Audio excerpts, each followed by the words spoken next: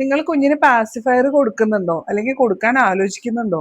ഇതൊന്ന് കണ്ടു നോക്കിയിട്ടാവും. കറക്റ്റ് ആയിട്ട് ഉപയോഗിക്കുകയാണെങ്കിൽ പാസിഫയർ ഉപയോഗിക്കുന്നത് സേഫ് ആണ്. പക്ഷെ ഓവർ യൂസ് ചെയ്യലോ അല്ലെങ്കിൽ നേരത്തെ സ്റ്റാർട്ട് ചെയ്യലോ അത്ര നല്ലതല്ല. ബ്രസ്റ്റ് ഫീഡിംഗ് നല്ലപോലെ എസ്റ്റാബ്ലിഷ് ആയതിനു ശേഷം, അതായത് ഏകദേശം ഒരു 3-4 ആഴ്ചയ്ക്ക് ശേഷം നിങ്ങൾക്ക് പാസിഫയർ സ്റ്റാർട്ട് ചെയ്യാം.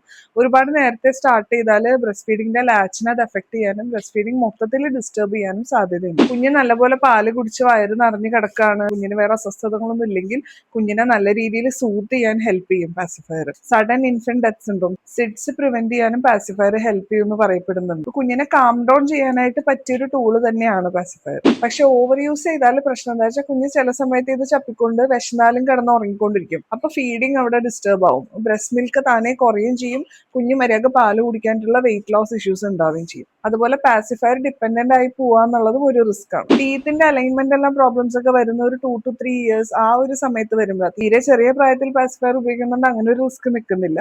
ഇയർ ഇൻഫെക്ഷൻസ് ആണെങ്കിലും വളരെ സ്ലൈറ്റ് ചാൻസസ് ആണുള്ളത്, അതും കണ്ടിന്യൂസ് കോൺസ്റ്റന്റ് യൂസിന് മാത്രം. ഫീഡ്സിനെ റീപ്ലേസ് ചെയ്യാൻ വേണ്ടി പാസിഫയർ യൂസ് ചെയ്യരുത്. അതുപോലെ കണ്ടിന്യൂസ് ഫുൾ ടൈം പാസിഫയർ വെച്ചോണ്ടിരിക്കേണ്ട ആവശ്യമില്ല. കുഞ്ഞ് കരയുമ്പോൾ സൂത്ത് ചെയ്യാൻ വേണ്ടിയിട്ട് മാത്രമേ യൂസ് ചെയ്യൂ. കുഞ്ഞ് തുപ്പിക്കളഞ്ഞാലും ഫോഴ്സ്ഫുള്ളി പാസിഫയർ കുഞ്ഞിനെ വെച്ചോണ്ടിരിക്കരുത്. ഒരുപക്ഷെ കുഞ്ഞ് വേറെ എന്തെങ്കിലും കാരണത്താലായിരിക്കും കരയുന്നത്. ഏറ്റവും ഇമ്പോർട്ടന്റ് കാര്യം പാസിഫയറിനെ ക്ലീൻ ആയിട്ട് സൂക്ഷിക്കുക.